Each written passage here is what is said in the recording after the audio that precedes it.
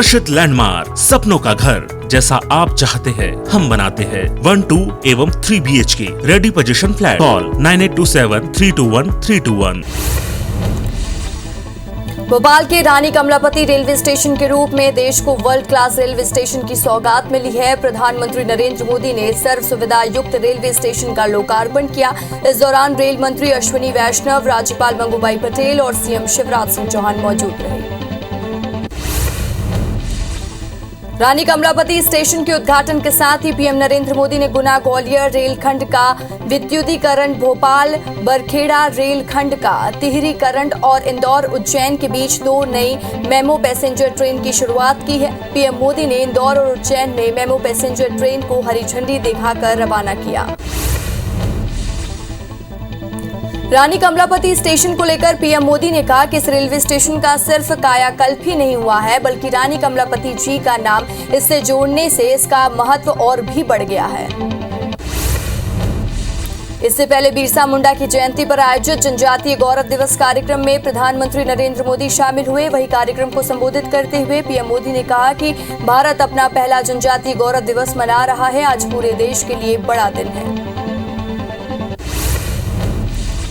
वही विपक्ष पर निशाना साधते हुए पीएम नरेंद्र मोदी ने कहा कि आज जब हम सब राष्ट्रीय मंचों से जनजातीय समाज के योगदान की चर्चा करते हैं तो कुछ लोगों को हैरानी होती है। ऐसे लोगों को विश्वास नहीं होता कि जनजातीय समाज का भारत की संस्कृति को मजबूत करने में कितना बड़ा योगदान रहा है। पीएम मोदी ने कहा कि जनजातीय समाज के योगदान के बारे में या तो देश में बताया ही नहीं गया और अगर बताया गया है तो बहुत ही सीमित दायरे में जानकारी दी गई है। ऐसा इसलिए हुआ क्योंकि आजादी के बाद दशकों तक जिन्होंने देश में सरकार चलाई उन्होंने अपनी स्वार्थ भरी राजनीति को ही प्राथमिकता दी।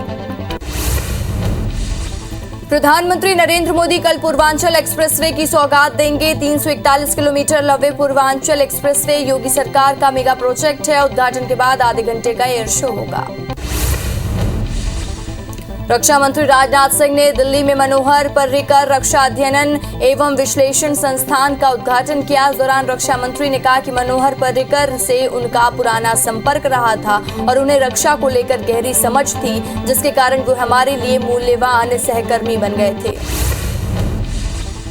केंद्रीय वित्त मंत्री निर्मला सीतारमण ने राज्यों के मुख्यमंत्री और वित्त मंत्री के साथ वर्चुअल बैठक की, जिसमें छत्तीसगढ़ के सीएम भूपेश बघेल भी शामिल हुए। मीटिंग में कोरोना के बाद इकोनॉमिक ग्रोथ को लेकर चर्चा हुई। सुप्रीम कोर्ट ने पॉल्यूशन की समस्या पर केंद्र और दिल्ली सरकार को फटकार लगाई है। कोर्ट ने प्रदूषण के मामले पर सुनवाई के दौरान दोनों सरकारों को कहा कि वो जल्द से जल्द प्रदूषण को रोकने के लिए सख्त कदम उठाएं। कोर्ट ने दिल्ली सरकार से कल तक जवाब मांगा है। वहीं केंद्र सरकार से कहा है कि दिल्ली, पंजाब और हरियाणा सरकारों को एक साथ बिठाकर प्रदूषण की समस्या का हल निकाले।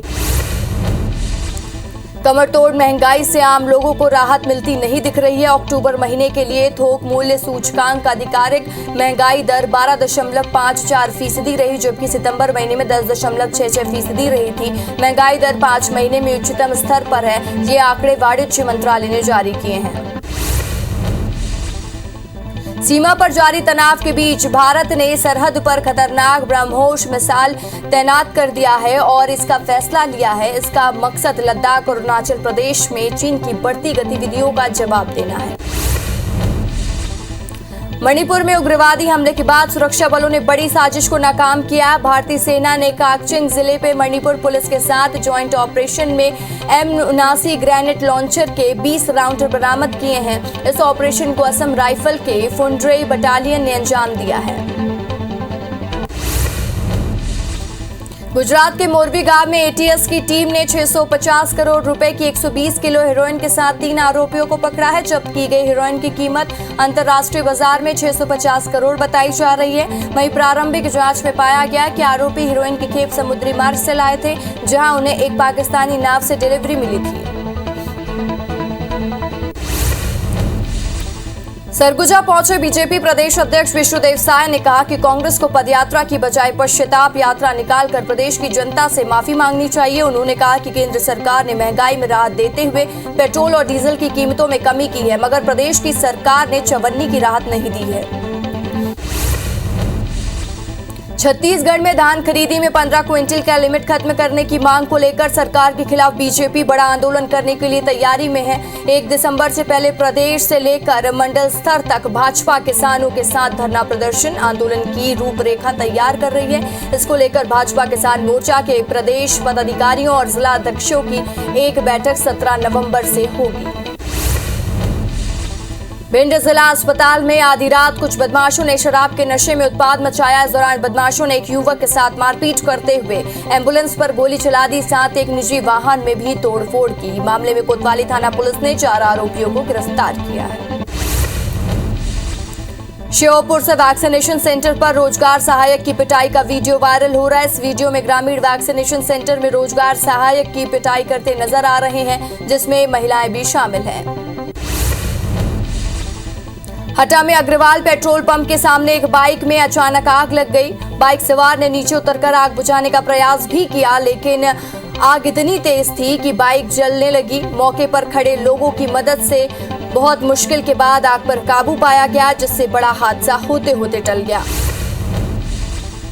नारायणपुर में सुरक्षा जवानों को बड़ी सफलता मिली है। डीआरजी के साथ मुठभेड़ में एक नक्सली ढेर हो गया है। मौके से एक AK-47 भी बरामद किया गया। एसपी गिरिराज शंकर जायसवाल ने इसकी पुष्टि की है।